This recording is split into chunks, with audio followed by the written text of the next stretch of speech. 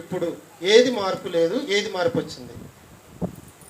ఒకప్పుడు, ఇప్పుడు, లేదా నాడు, నేడు. దేనిలో మార్పు వచ్చింది, దేనిలో మార్పు రాల? సింపుల్గా ఒక 5 నిమిషాలు, ఓకేనా? రైట్. ఒకప్పుడు, ఇప్పుడు, లేదా నాడు, నేడు. పల్లెటూరికి పట్టణానికి తేడా ఒక్క మాటలో చెప్పండి.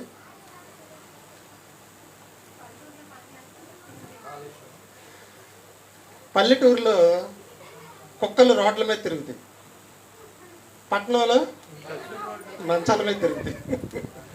సింపుల్గా చెప్పాలంటే పల్లెటూరులో కుక్కలు రోడ్ల మీద తిరుగుతాయి, టౌన్లో మంచాల మీద ఉంటాయి. అవునా? పల్లెటూరులో ఆవులు ఇంట్లో ఉంటాయి, పట్టణంలో రోడ్డు మీద ఉంటాయి. సింపుల్గా మిమ్మల్ని పాఠంలోకి తీసుకురావడానికి చెప్పాను, ఓకేనండి? ఒకప్పుడు రాజుల కాలంలో పేదింటి పిల్లలు రాజులను వినోదపరచడానికి వారి ముందు నాట్యం చేసి వాళ్ళని మెప్పించేవాళ్ళు. ఎప్పుడు?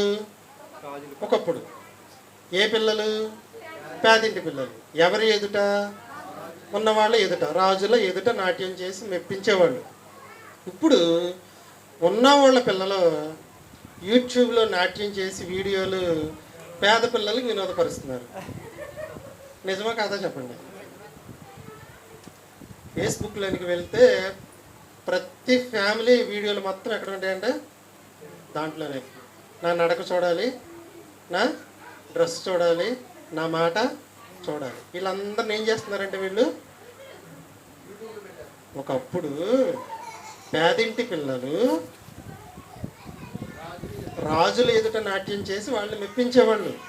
ఇప్పుడు ఉన్న వాళ్ళ ధనవంతులైన పిల్లలు నాట్యాలు చేసి వీడియోలు చేసి పేదింటి పిల్లల్ని ఏం చేస్తున్నారంటే వినోదపరుస్తున్నారు. అర్థమైందా?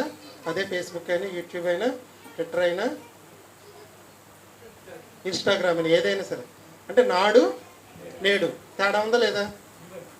నాడు ఏం జరిగింది, నేడు ఏం జరుగుతుంది? ఒకప్పుడు జీవితంలో ఒకప్పుడు కాస్త టెన్షన్ ఉండేది, ఇప్పుడు టెన్షన్ మధ్యన జీవితం వచ్చి అలా వెళ్ళిపోతుంది. అవునా కదా? ఒకప్పుడు ఎప్పుడో టెన్షన్ వచ్చేది, ఇప్పుడు అంతా టెన్షనే. మధ్యలో ఎక్కడో ఒకసారి జీవితం అలా వచ్చి అలాగా వెళ్ళిపోతుంది. అంతేనండి?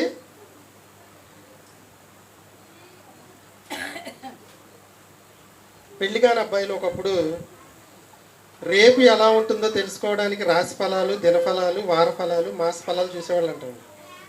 పెళ్ళైన తర్వాత భార్య మొహం చూస్తే చాలంట, అన్ని ఫలాలు వచ్చేస్తాయి. ఉదయం లేవగానే భార్య మొహం చూస్తే నవ్వుగా ఉందనుకోండి, ఓకే ఈరోజు మన ఫలం బాగున్నట్టు. ఒకప్పుడు రాశి ఫలాలు, దినఫలాలు, వార ఫలాలు, మాస ఫలాలు చూసేవాళ్ళు. ఇప్పుడు భార్య మొహం చూస్తే ఒకప్పుడికి ఇప్పుడికి. ఒకప్పుడు ప్రపంచంలో నెంబర్ 1 జోడీ ఏంటి చెప్పండి? ఒకప్పటికి ఇప్పటికి తేడా చెప్తాను. నెంబర్ 1 జోడీ అప్పటికి ఇప్పటికి ఎప్పటికైనా సరే నెంబర్ 1 జోడీ ఏంటంటే చెప్పులండి. ఏమాత్రం ఒక చెప్పు తెగిపోయినా, ఎంత కొత్తగా ఉన్నా దాన్ని ఏం చేస్తామంటే పారేసేస్తాం.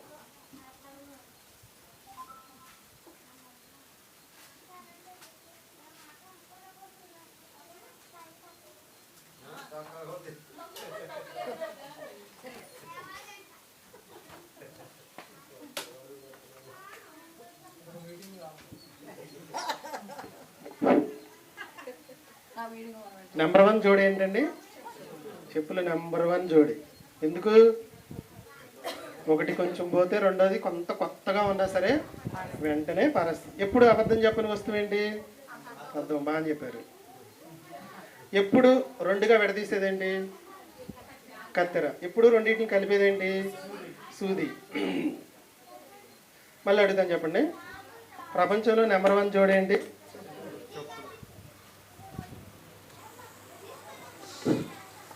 ప్రపంచంలో నెంబర్ 1 జోడి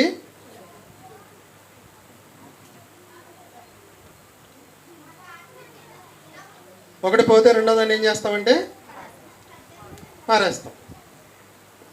ఎప్పుడు పారేస్తాం, ఎప్పుడు పారేయం? ఒకప్పుడు చెప్పు తెగిపోతే పారేయరండి, చక్కగా కొట్టుకునేవాళ్ళు, సూదిదారంతో కొట్టుకునేవారు, కింద పిన్నిస్, నేను కూడా అలాగే పిన్నిస్ పెట్టి వేసుకునేవాడిని ఒకప్పుడు. ఇప్పుడు అస్సలు సమస్య లేదు, కొట్టడం కానీ కుట్టించడం కానీ ఏమి లేదు. అరే కొత్తది తెచ్చేసుకోవటం. ఒకప్పుడు కుట్టుకునేవాళ్ళం, ఇప్పుడు ఏం చేస్తున్నామంటే పడేస్తుంది. అంటే నేను ఎందుకు చెప్పుకొస్తున్నానంటే ఒకప్పటికి ఇప్పటికి మార్పు ఏమన్నా ఉందా లేదా? ఉందా లేదా? ఉంది. ఒకప్పుడు 2 రూపాయల కాయిన్, అవునా, 2 రూపాయల కాగితం. ఇప్పుడు 20 రూపాయల కాయిన్, 20 రూపాయల కాగితం. 2 రూపాయలు కాస్త ఎంత అయింది? ఎన్ని రెట్లు పెరిగింది? మన సంపాదన 100 రెట్లు పెరగల. మన సంపాదన అప్పుడు ఎలా ఉందో ఇప్పుడు అలాగే ఉందో, తగ్గితే తగ్గొచ్చు. అవునంటారు కాదంటారా? 10 రెట్లు పెరిగిపోయింది ఖర్చు, కానీ మన సంపాదన 10 రెట్లు పెరగల. కాబట్టి దాన్ని బట్టి ఏమవుతుందంటే మనకి ఇబ్బంది అనేది వస్తుంది. ఒకప్పుడు దెయ్యాలు పోవాలంటే తాయిత్తులు కట్టించుకునే వాళ్ళు మీ అందరికీ తెలుసు. మరి దెయ్యాలు రావాలంటే ఏం చేయాలి చెప్పండి? దెయ్యాలు పోవాలంటే అప్పటికి ఇప్పటికి కూడా తాయిత్తులు కట్టించుకుంటూ ఉంటారు. నా ప్రశ్న ఏంటంటే దెయ్యాలు పోవాలంటే తాయిత్తులు ఓకే, దెయ్యాలు రావాలంటే ఏం చేయాలి?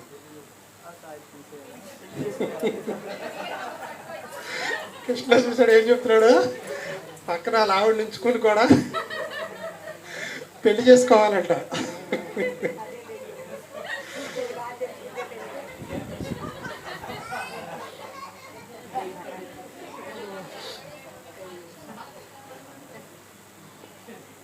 ఒకప్పుడు దెయ్యం పోవాలి అంటే తాయిత్తులు కట్టుకునేవాళ్ళు. ఇప్పుడు దెయ్యం రావాలంటే ఏం లేదు, ఒక సెల్ ఫోన్, స్మార్ట్ ఫోన్ కొనుక్కుంటే సరిపోద్దంటండి.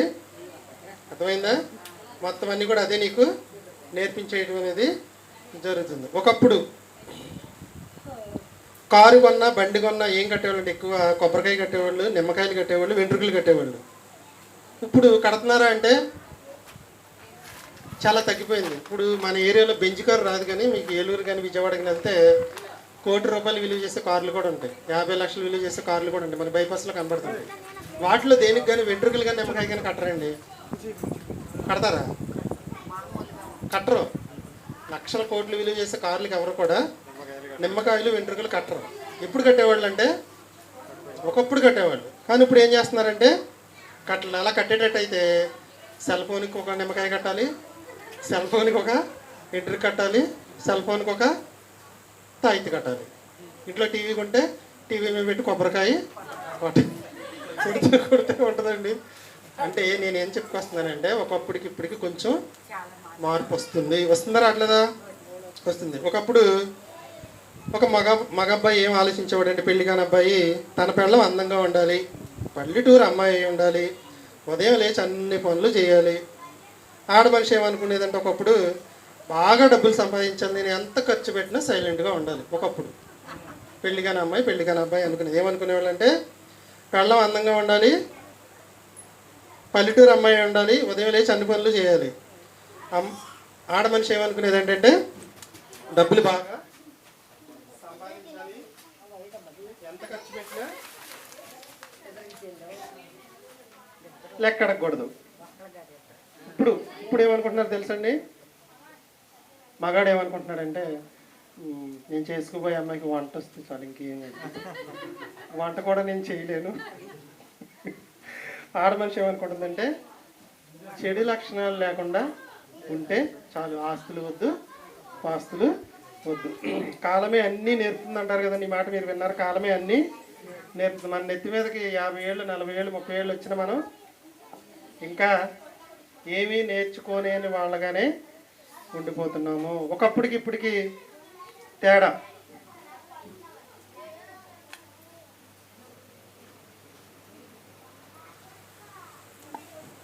ఒకప్పటికి ఇప్పటికి తేడా లేనిది ఒకటి ఉందండి. బైబిల్ కాదు, బైబిల్ చివరిలో చెప్పుకుందాం మనం. ఒకప్పటికి ఇప్పటికి తేడా లేనిది ఒకటి చెప్తా. ఇప్పుడు చెప్పినవన్నీ మార్పు వచ్చినాయి రాలేదా? వచ్చుకుంటేనే వచ్చింది. తేడా లేనిది ఏంటంటే మనం ఎంత అందంగా ఉన్నా, ఎంత చదువుకున్నా ఖచ్చితంగా వంట చేయాల్సిందే, గిన్నెలు తోమాల్సిందే, బట్టలు ఉతకాల్సిందే. ఒకప్పుడు అదే, ఇప్పుడు అదే. మార్పు ఏమైనా వచ్చిందా చెప్పండి? మనం ఎంత అందంగా ఉన్నా, ఎంత చదువుకున్నా వంట చేయాల్సిందే, గిన్నెలు తోమాల్సిందే, బట్టలు ఉతకాల్సిందే. అందం ఎంత ఉన్నా, చదువు ఎంత ఉన్నా అవి శాశ్వతం కాదు. ఏవి శాశ్వతం అంటే వంట, గిన్నెలు, బట్టలే శాశ్వతం.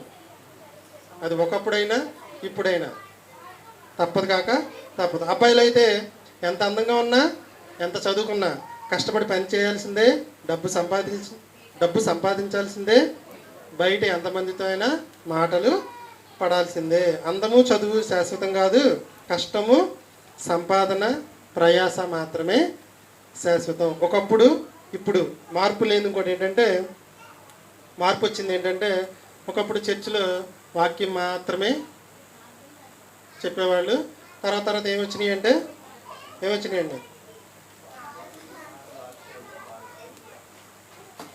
పరీక్షలు వచ్చినాయి.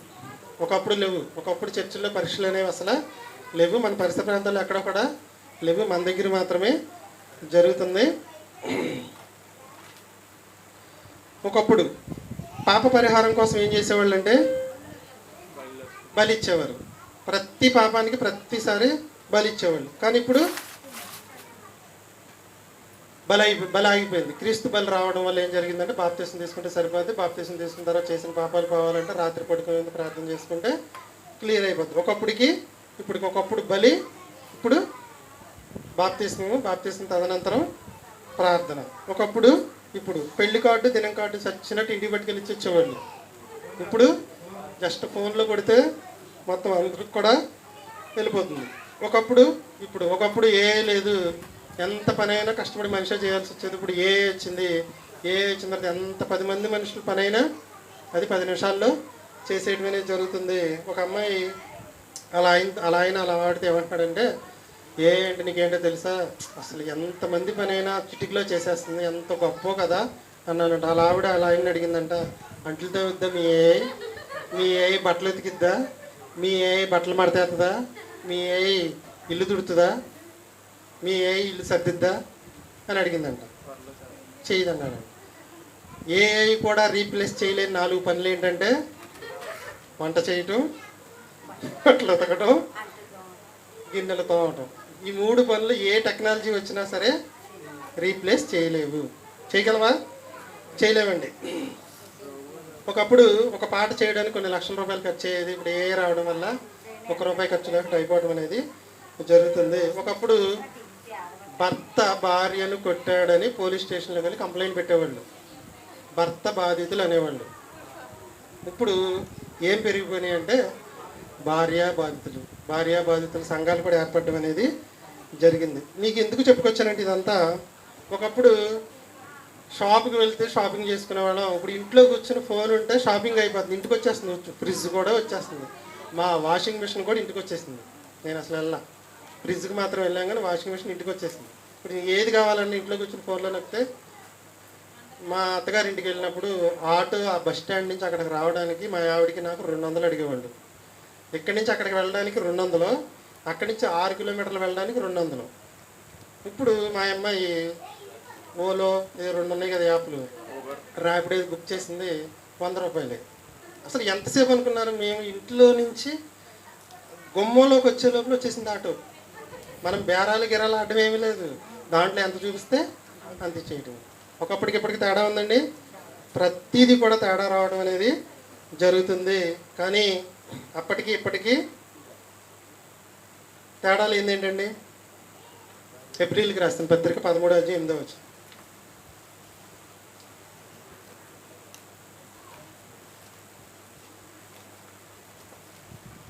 ఏప్రిల్కి రాసిన పత్రిక 13:8.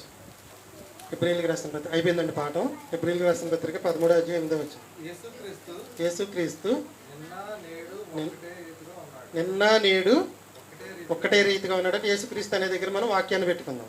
వాక్యము నిన్న నేడు ఒకప్పుడు ఇప్పుడు ఒకేలాగా ఉందంట. దేంట్లో ఒకేలాగా ఉంది? పాత నిబంధనలో పాపం చేసిన శిక్ష ఉంది, కొత్త నిబంధనలో పాపం చేసిన శిక్ష ఉంది. నాడు నేడు ఏకరీతిగా ఉంది వాక్యం. పగ, పాత నిబంధనలు పగ తీర్చుకున్న దేవుడు ఊరు కూడా కొత్త నిబంధనలు పగ తీర్చుకున్న, పాత నిబంధనలు వ్యభిచారం చేసిన ఊరు కూడా కొత్త నిబంధనలో వ్యభిచారం చేసిన. అంటే మన ప్రపంచంలో చూసే ప్రతిదీ కూడా నిన్న నేడు ఒకే రీతిగా లేదు. ప్రతిదీ మార్పు జరుగుతూనే వస్తుంది. ప్రతిదీ మార్పు జరుగుతూనే వస్తుంది. చాలా డెవలప్ అయిపోయింది. కానీ నిన్న నేడు ఒకే రీతిగా ఉన్నది ఏంటంటే నీ చేతిలో ఉన్న దేవుని వాక్యం. పాపం విషయంలో నిన్న ఒకేలాగా ఉన్నాడు, నేడు ఒకేలాగా ఉన్నాడు, నాడు ఒకేలాగా ఉన్నాడు, ప్రస్తుతానికి కూడా ఒకేలాగా ఉన్నాడు. కాబట్టి పాపం విషయంలో మనం ఎలా ఉండాలి అంటే అత్యంత జాగ్రత్త కలిగి ఉండాలి. దేవుని వాక్యము లేదా దేవుడు లేదా దేవుని ఆజ్ఞ నిన్న నేడు ఏకరీతిగా. అంటే పాత నిబంధనలో పాపం చేసిన చంపలేదా? ఇప్పుడు కొత్త నిబంధనలో చంపట్లేదా? చంపుతున్నాడు. కాబట్టి పాపం విషయంలో దేవుని వాక్యం విషయంలో నిన్న నేడు ఏకరీతిగా ఉన్నాడు దేవుడు. పాత నిబంధనలో క్షమాపణ ఉంది, కొత్త నిబంధనలో కూడా క్షమాపణ ఉంది. నిన్న నేడు ఒకే రీతిగా ఉన్నాడు. ఇప్పుడు జంతువుల బలి, ఇక్కడ క్రీస్తు బలి. కాబట్టి టెక్నాలజీ పెరిగి ప్రస్తుత సమాజంలో నిన్న నేడు లేదంటే ప్రస్తుతం గతంలో ప్రతిదీ మార్పు జరుగుతుంది. కానీ నీ చేతిలో ఉన్న దేవుని వాక్యం మాత్రం మార్పు లేదు. ఇప్పటికీ చట్టం మన రాజ్యాంగాన్ని రాసిన తర్వాత ఎన్నోసార్లు దాన్ని సవరణ చేసుకొచ్చారు. కానీ నీ చేతిలో ఉన్న బైబిల్ ఈనాటికి కూడా సవరణ లేదు. సవరణ అనేది జరగదు కూడా. నిన్న నేడు ఎలా ఉందంటే నీ చేతిలో ఉన్న వాక్యం ఏకరీతిగా ఉంది. కాబట్టి పాపం విషయంలో మాత్రం దేవుడు అలాగే కూర్చుని ఉన్నాడు. పాపం చేస్తే మాత్రం ఊరుకోడు. కాబట్టి అత్యంత జాగ్రత్త కలిగి ఆరోగ్యకరమైన సంఘానికి వెళ్ళాలని మిమ్మల్ని అందరినీ కోరుకుంటున్నాను. ఆరోగ్యకరమైన బోధ వింటే మనకు ఆత్మీయ ఆరోగ్యం అనేది వస్తుంది. రొట్టె ద్రాక్షరసం తీసుకుని వెళ్ళిపోదాం.